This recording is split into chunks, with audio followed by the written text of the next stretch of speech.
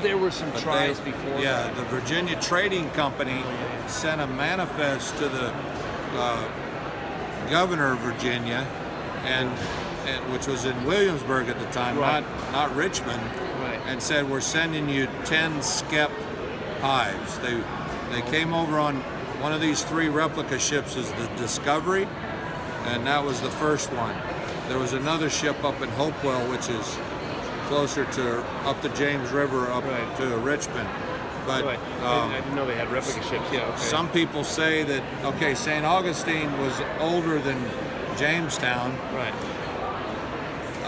and so the Spanish brought bees first, but there's Right. nothing in writing. Right. There's no paperwork. Right. Matter of fact, the British brought honeybees to Pensacola, which was right across the Gulf.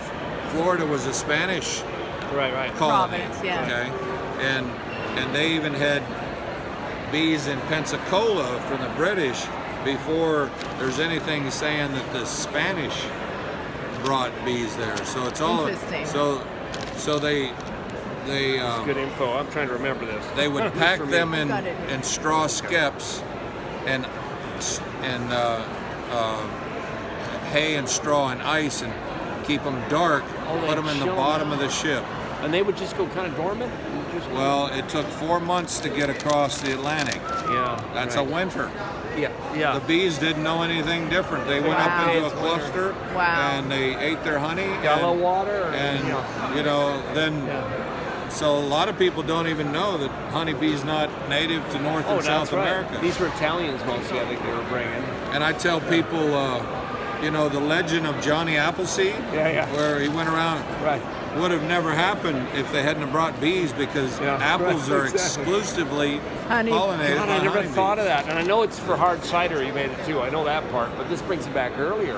That's right. Yeah. That's amazing. Matter of fact, I just saw in the paper today, Canada, the Supreme Court just ruled in favor of, see, they're importing apples from the United States, but apple cider is still a huge commodity in Canada, and there's some people are saying, no, if you get your apples from the United States, it's not Canadian product. Yeah, right, yeah. Well, the Supreme Court had to rule and said it's not apple cider until it ferments. Right. And it fermented That's in true. Canada, so it's So a therefore Canadian it's- product, regardless of where you got your raw materials from. That's like From New York. I you know? brought grape juice back 30 years ago from Canada. I said, this is grape juice. It's going to be wine. As soon as I uncork in a few weeks Yeah. and put some yeast in. So, yeah, that's perfect. You know, it's a great connection for us because we went to Quebec City first where my 10th great grandfather, Louis Herbert, came in 1605. And they came up from Jamestown, Sam Argyle, and kicked ass on them. And they had to limp back to France. And then he settled in Champlain's little village in Quebec City. So I was thinking all the early stuff, but I had forgotten there's all these other early ventures. Like we saw an exhibit, it was like 1541, there was some settlements they were trying in Canada. There's a lot of tries and starts that didn't make it. Jamestown's the most famous, but you're saying there's all kinds of things, right from Christopher Columbus a few years Well, afterward. that's when it was at Quebec, climbing up the cliff. Yeah. Because the French didn't think anybody could get up there. Right. I mean, that's our history. That's what our history books tell us. Yeah. And that's when the British actually took Quebec from the French. Well, finally, 100 years later, And they George- came across the plain, yeah. Yeah, well, George Washington fought in the French and Indian Wars. That's where he learned guerrilla warfare from the Indians. So that'll be about I was that'd be about that time of the. I guess that'd have been about 1750s or 1760s. There That was where they were in the Adirondacks and up right. Champlain. Did the different confederations, and the French were allied with one, and then they probably Yeah. the British were probably allied with the other one, and he was British, of course. That makes sense. Because they didn't do guerrilla warfare. It was Right. this gentleman war. Oh, and yeah, lined up, You you know. march out there and Kneel and shoot. and then you put red coats on Yeah. with a target, Yeah, a white exactly. belt Boom. target. You know. Yeah, perfect shot. You know that Ben Franklin wanted to make our national emblem the turkey. Yep. Yeah. Because not only is a wild turkey one of the most wary game birds there is, Right. once man gets a hold of them and domesticates them, they become the stupidest animal on the planet. But that's typical for man getting involved in nature. We don't do well with nature, okay? Exactly. But what he also liked about, and the British would march into these colonial farmhouses or farmyards and get food. They would either buy it or take it. They wanted to buy it because they wanted to be harmony, support. You know, you conquer the people and they hate you. You know what? You're not going to keep it very. But the world's #1 superpower would march into the barnyard. And the turkey would attack them because the turkey is not colorblind and it hates red. And so that was a slap in the face to King George. Well, that was another reason. That's I why. didn't hear all that backstory. That's why he wanted to make the turkey our national emblem. And if he would have gotten his way, I guess that means we would have been eating bald eagle on Thanksgiving. Exactly. That's the natural conclusion. So, well, thank you. I've got relatives, and my sister and mom is in Alaska. And when the bald eagle was still on the endangered species list, we were up there canoeing down the river, and hundreds of bald eagles in the trees waiting for the salmon to start. I'm like, how can this bird be on the endangered species list? Well, they took it off. It's now on the threatened species list. But when the bald eagle was on the endangered species list, if they found you with a bald eagle feather in your possession, you were in trouble. Well, no, unless you're even if you picked it up off the ground. Yeah, I thought about that this summer. I picked a couple up. I said, "Is this still a problem?" You know. Yeah. But you know what? 2 years ago, one of our 5 bumblebee species made it to the endangered species list. And I'm like, how is that going to work? When most people SWAT first and ask questions later. Yeah. And how can you, I can see regulating bald eagles and controlling them, but you're going to put someone in jail because they swatted a bee that they didn't even know what. They didn't. What flew at them. I wish they'd put the honeybee on the endangered species list. Yeah. Then we wouldn't have to worry about the local yokels doing the right thing and passing legislation. I mean, Monsanto. it's a local ordinance in Virginia, but New Jersey, it's a state law. Yeah. Because New Jersey's the garden state, and their official insect is the honeybee. Okay, That's what it and took. they've got a very well organized beekeeping association in the state. They went right to the state assembly. They're like, we're not going to even rely on the local or local governments to do the right thing. They made it a state law. I wish Virginia would make it a state law. Eventually, I hope they will. Can I ask 2 questions? Sure. So, Ted's kept honeybees for over 10 years, and for the 15 now. for the past 4 years or so, they die every winter. And there's no trace Where of are you them. from? Seattle, Washington. Okay. And so we're wondering about colony collapse, if there's any solution yet. And have you heard of them using mushrooms as a possibility Was Paul Stemmis involved here at all this thing? No, but He's the mushroom guy, you know. I was in a workshop today. Yeah. And they even talked about him. Okay. And so my wife worked with this lady at Anthem Blue Cross Blue Shield, and her husband sold copy toner. Okay, but now he's in Arizona flipping houses. He's bipolar. So, but a hurricane blew in. He bought a stump grinder. Yeah. And paid for it from just one hurricane. Now he's got dump trucks and 48-inch chainsaws and all this stuff. They're all at his dad's house, and he's out in Arizona flipping houses. So anyway, his daughter was going for Miss Virginia. Okay. She was just a natural talent, natural beauty. She got to that level and said, I'm tired of this. Okay. So she got out and didn't do that. But anyway,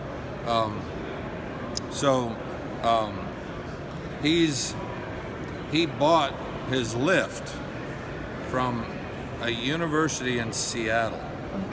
Okay. Because it's a towable. It's like a bucket truck without the truck. towable, articulating arm, bucket, Right. all that. Right. But it doesn't work on more than 12-degree incline. And of course, Seattle is Right. like this. And so he got it for, So he got it cheap because he flew out there, rented a truck or something, and hauled it back. Now I have one of those for my business. And I discovered a long time ago that the human body is not designed to stand on an extension ladder for 8 to 12 hours. I take them out of my worry right structures. And I've got knee surgeries too. Pain and fear are the two greatest motivators known to mankind. If I'd have been motivated by pain sooner, I wouldn't be talking about surgery. I would have bought one of Now, those. you talking sooner. beekeeping issues with getting up high on the pontoon? So with 2 fingers, it'll get me 45 feet in the air with just 2 fingers. Okay. Wow. So I still have my 40-foot extension ladder, Put it on traction. but I hope I never have to use it again. Yeah. So colony collapse, they're not going to find a single smoking gun. No, they won't. Okay, it's going to be a combination of stresses, but colony collapse is kind of like giving way to a lot of other priorities and issues. And sometimes, is this colony collapse or is it what? But if you have a problem, when people call me, I'm a Virginia Master Beekeeper and I'm the vice president. I was the president, but we have a 2-year or 2-term limit in our bylaws. And so anyway, I'm also the swarm coordinator for Norfolk and the Tidewater Beekeepers Association. Right. But so I've been getting calls all week from people here. I bet. But anyway, what the first question I ask people, one guy that I started mentoring when he was a teenager, he said he lost 7 hives last September. That's before winter. Yeah. Okay. And the first question I asked him, what was your mite load? He said, I don't know. I said, that's your problem. Right, exactly. And that's where I have That's to your go problem. too. I'm gonna People have- don't I'm gonna- monitor. I'm gonna have to monitor, and I'm gonna have to treat more, and I might do, oxalic acid or whatever, and little vapor stuff. And The problem I'm only with getting oxalic 12 hours. acid is you got to break the brood cycle. So So you gotta time it's it. never a good opportunity, and never it's the right time to break Right. the brood cycle. Right. But that's part of IPM. That's why you let them swarm, like Tom Right. Seeley was talking about. That's why you do splits. And remember when he said there was the hives that were the 2 hives that he just let natural, the 2 hives that died didn't swarm, Right. and they died. Right. So there it is, proof's in the pudding. But so that is breaking a brood cycle, at least for one of the 2 Right. colonies, not the existing. Okay. But So a swarm can be very effective in varroa control, and it's okay. I let them swarm a lot. I usually catch them anyway. I work from home. when you split them, Again, I'm just an amateur, but I got 4 at max. But when you split a hive though, that's a manual swarm. Sure. You're taking the queen and 5 frames and moving them over here, and that's exactly what they do. So that's what I call a manual swarm. And you get that way with right the same adjacent. You can put them right next to each Not a other. problem. Not a I know it's problem. not that hard to split. I should split more. Okay, so I'll split more. I'll monitor the varroa. Now monitoring 2-way alcohol, or you can do the sticky board. That's Yeah. only 85% effective. It's a Right. waste of time. Yeah. You do have to put the sticky board in if you're doing like formic acid treatment, just so you can check your mite drop. Yeah, But okay. several years ago, all the researchers were saying powdered sugar roll and alcohol was only about 2 or 3% more effective. Okay, so All right. okay. But now, recently, they've been saying, oh, it's 15% more effective. So I'm like, you guys are all over the place. I'm going to do my own research, okay? Because I don't like killing 300 bees. Yeah, right. So I did my own research in March. Okay, we teach a short course in January, and then in March it's warm enough to get in the bee. I had a hive that had a 56 mite load, 300 bees. They were dead, they just didn't know it, okay? And so we did the powdered sugar. And then we took those 300 bees and did an alcohol wash. Not one more mite came off, okay? So that proved what I thought all along, is the researchers weren't doing the powdered sugar roll correctly, and that's why there was a difference, because you're supposed to do it twice. You put a couple tablespoons of powdered sugar in, shake, and then do it again, okay? And because researchers don't care about killing bees. Yeah, right. Exactly. I mean, research, there's animal testing, they don't care about killing animals and all that stuff. Some people will say, oh, if you don't have 300 bees that you can afford to lose, then you've got a bad hive anyway. That's not the point. No, the point is, just not right. you don't need to. If you don't need to kill them, then don't kill them. Yeah, so they shake out. They're fine. Yeah. my contention is that they don't believe in the powdered sugar being just as good as the alcohol, because first of all, it's not as quick, and they want quick because they're doing a whole bunch of them. But so they don't believe in it. They don't do it properly, and I've proved that. Okay, Double because shake, okay. I had a hive with a very high mite load. That mite load is what you would expect to see in September, which is the highest mite load month of the year. Okay, I treated with formic acid, then I did a post-treatment assessment, 4 mites, from 56 to 4 mites. Okay. Now September 4th. Now, in August, I checked again. They didn't even need treatment. That's good. That high. The following August? You mean? Yeah, this happened in March. Oh, March. Oh, March. This You year March. in August, that you did a March colony, treatment, and yeah. that colony didn't even need treating. Now, there was another one that was this far away Right. that when I checked them in March, they had 6. They had 6, and I treated them.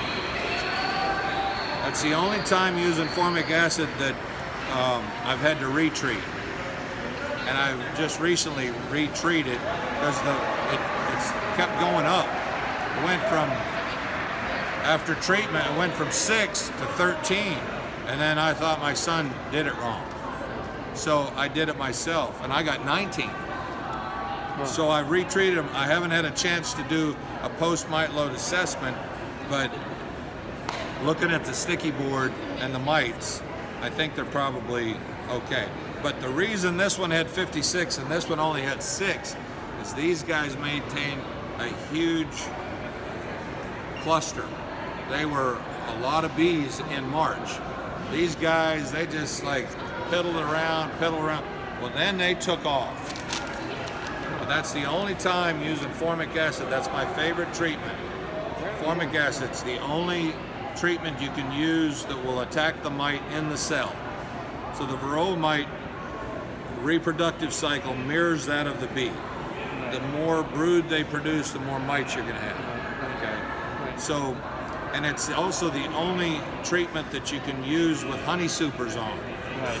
True. Okay. The big thing is it attacks the mite in the cell. Okay. Everything get else, through. even the hard chemicals, it doesn't penetrate the cocoon. Have you lost queens doing that? Because I lost a queen No. doing formic acid a couple years ago. I No. mean, I don't know. Maybe she's a bad queen, but And I was using formic acid when the directions from NOD was 50 to 92. But the research I did before I started using it made me adjust my directions from theirs from 92 down to 88. what are those numbers? I never followed numbers. You talk. This is like From mite away 50 strips. Yeah, mite away quick strips. It used to say you can use it from 50 to 92 degrees. Oh, great. Yeah. I said, I'm not going to do it if the weather is predicted to be above 88 degrees. Right. Well, now they've adjusted their directions, and now it's 50 to 85. Really interesting. However, if you buy something from Miller, if you buy formic acid from Miller Bee, Yeah. it still says 92. Right, okay. I So told keep 'em cool. I told I might have the company, you need to get in touch with Miller and say evolve and adjust Yeah. your directions, Yeah. because they're still using the old direction. Yeah. So my webmaster, they've been And that's beekeeping. an outside temperature. Yes, Yeah, or whatever. ambient Just temperature. ambient, yeah. So that's the only disadvantage to formic acid is when you need to be treating in July and August, It's too sometimes hot the temperature is too hot. Yeah. But that's where you could use Hop Guard, which is another acid. It's a contact acid. It's made from hops. Right. It's a beta acid. And you don't want to use the same treatment all the time anyway, because No, they you gotta get mix it up. They get They'll used get to dusty. it. so, but anyway, one year I treated all my hives except one in August. The next year I couldn't use formic acid till October. This year we had 95 degrees in April, Yeah, it was weird. but in August I treated every one of my hives that needed it. Now this year I'm very surprised at how many didn't need treating, and I don't know why. I do know in nature everything cycles. Yeah. Japanese beetles are bad one year and they're not Yeah. bad the next. Yeah. All Hive of the beetles. roses here. Hive beetles. Yeah.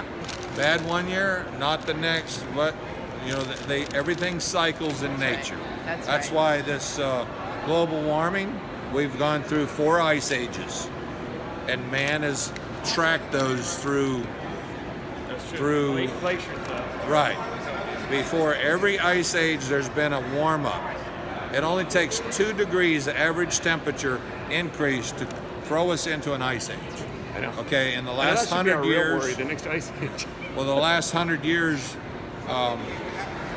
we went up 1 degree. I don't think it's going to take another 100 years, but that's when Florida will be a reef, not a peninsula, and my house will be underwater and all that, but whatever. Man likes to think he's all that, and that his carbon footprint is causing this global, that's crap. It's only part of it. It's hardly anything. Look at a photograph of the world from space, and man is a speck. He's a drop in the bucket.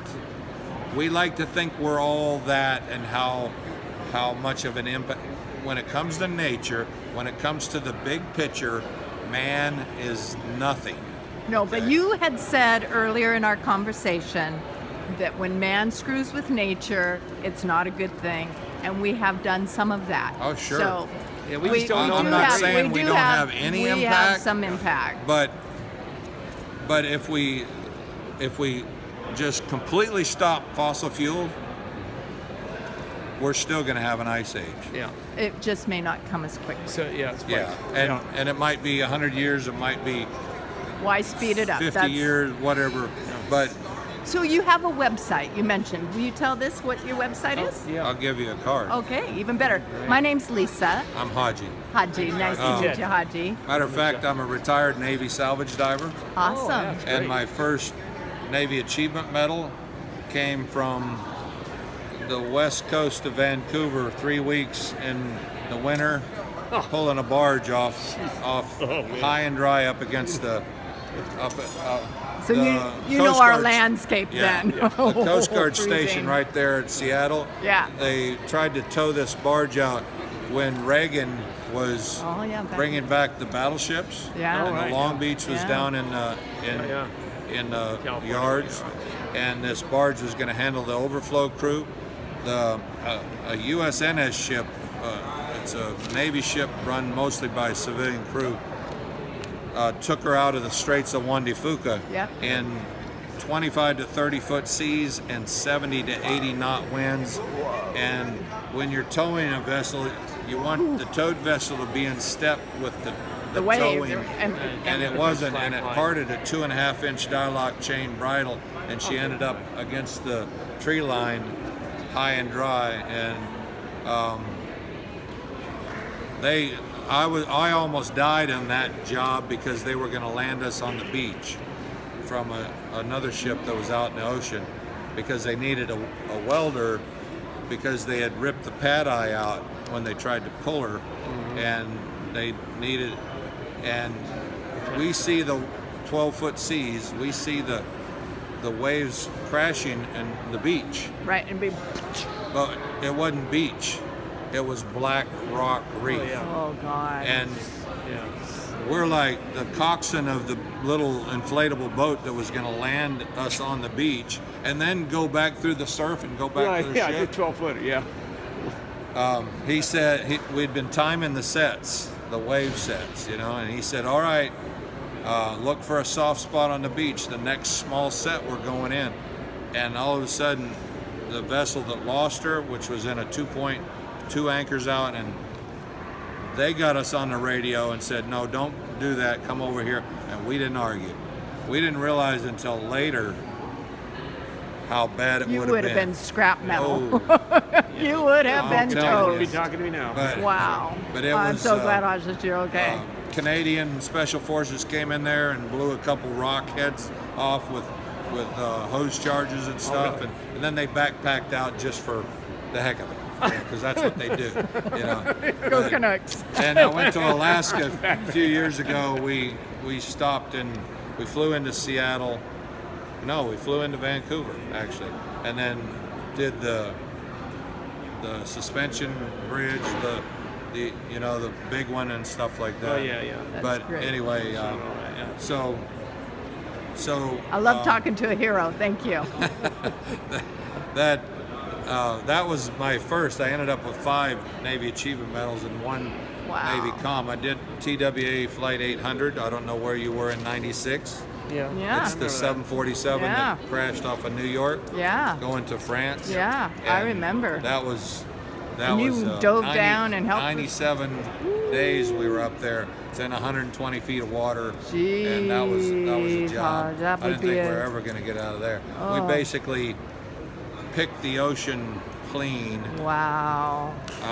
using underwater sonar, handheld Yeah, sonar, yeah. underwater metal detectors, Yeah. and even rakes. Yeah, I bet.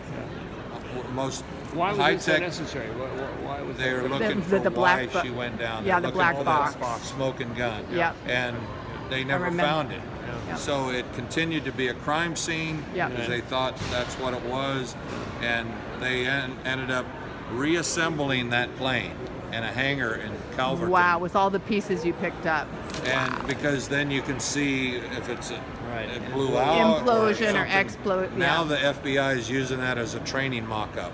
Wow. So I talked to the FBI bomb squad. I was an underwater demolition expert for salvage diving. So I talked to the bomb squad, and they said, we know it wasn't high explosives. The only high explosive residue they found was trace elements on the seats. And they found out that they had been training bomb sniffing dogs 2 weeks before that. That explained that. But high It's amazing they could explosives find that. actually changes the molecular structure of metal. Right. It's pitting. Low explosives Right. doesn't. There was lots Right. of low explosive. Fuel is a low explosive. So anyway, Right. it was So something else. a good miss- job. I mean, somebody else's misfortune is a Navy diver's fortune. Yeah. Everybody else goes, oh And the crap. future's fortune because we learned from it, right? Right. Yeah. But everybody else says, oh crap, and we go, woohoo, we're going to work. You know, it sounds insensitive, but that's what we live for, you know. And So you do the puzzling. piddly little day-to-day stuff all the time, but Right. to have a job like that usually comes around only once in your career. You My had career, 5. we did Challenger. Oh, you Okay. did the Challenger too. I went wow. to school with a guy that did Air Florida, that skipped across the bridge and went into the Potomac, and he recovered the last victim of that job, which was an 18-month-old baby. I never had to do That kind of. infants. On TWA Flight 800, we found in the luggage little T-shirts like this big that said, "My grandma and grandpa are the greatest grandma and grandpa in the world." But I read the manifest, and the youngest child on that plane was 8 years old. So So that- the only thing I could think is A grandma and gift. grandpa were bringing these Right. as a shirts gift. to their grandchild, Sure.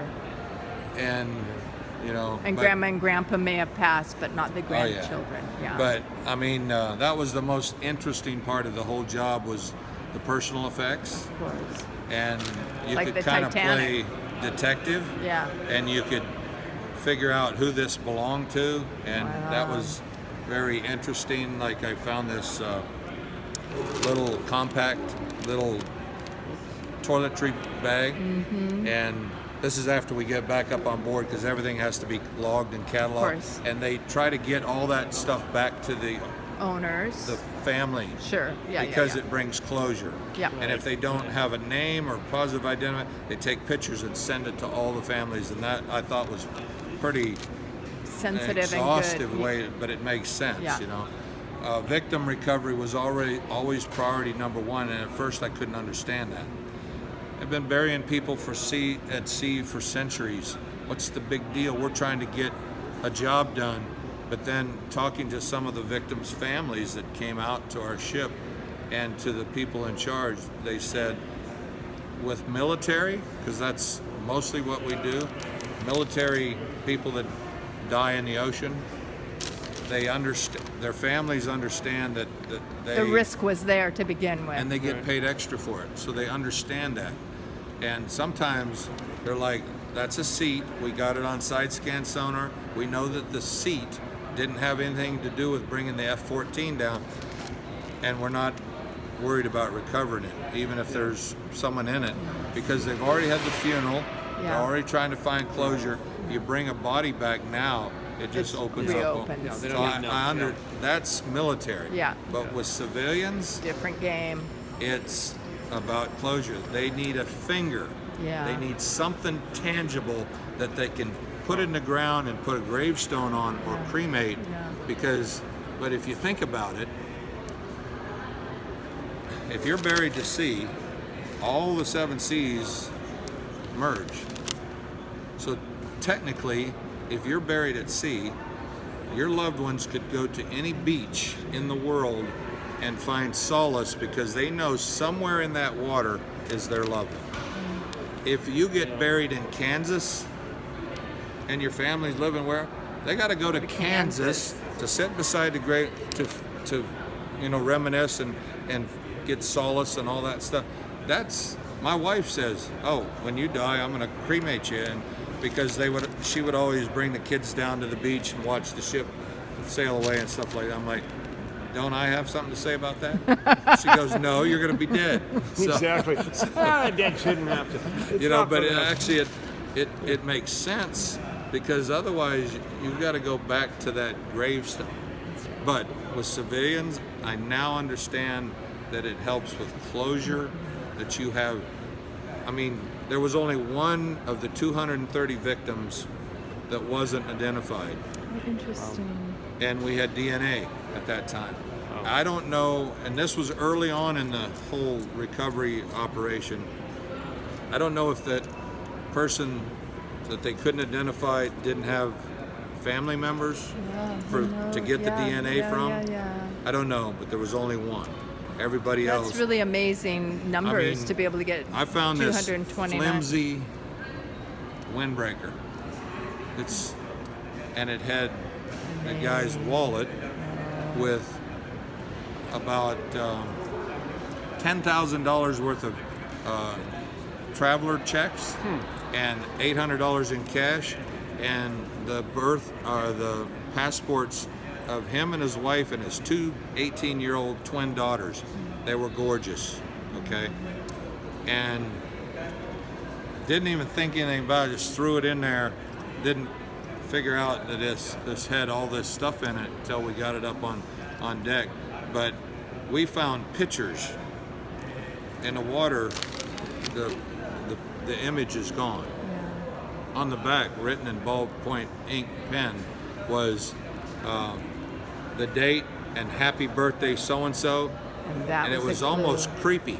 Yeah, like they got erased, but Yeah, but you still have a Erased. record, but yet their image is gone just like they're gone. Yeah. And it's like, okay, Affect the rest of your this life. is, all right, let's put this in there. It was almost kind of creepy because the water temperature was 42 degrees, 47 degrees, excuse me. There wasn't a lot of decomposition, Right, but 'cause it was cold enough. crabs Oh, are yeah. territorial. Oh, yeah. And we'd have helmet cams, and even topside were like, hey, red diver, keep an eye out for a victim because the crabs are getting bigger. They get on a food soars, Frenzy. and they run off all the littler crabs. Right. And that was very accurate. Every time we started seeing bigger crabs That's and stuff. interesting. But you know, eventually, as the time went on, Things it was just down decompose to. And I was in an area one time you could smell whatever was floating and burning for a long time before it sunk, because the ground, the soil, the bottom, I could smell the burnt smell, and I had surface supplied air. How I could smell that, I don't know. But there was like 7 vertebrae. Wow. The rest of the skeletons, that's how intense the heat was completely. Anyway, I could talk. Yeah, we got to all get to night her about aunt's that. dinner. All right. But well, anyway, we'll say as goodbye. far as- Oh, yeah, I thank gotta get a you card. so Oh, much. As far as I'm turning us off.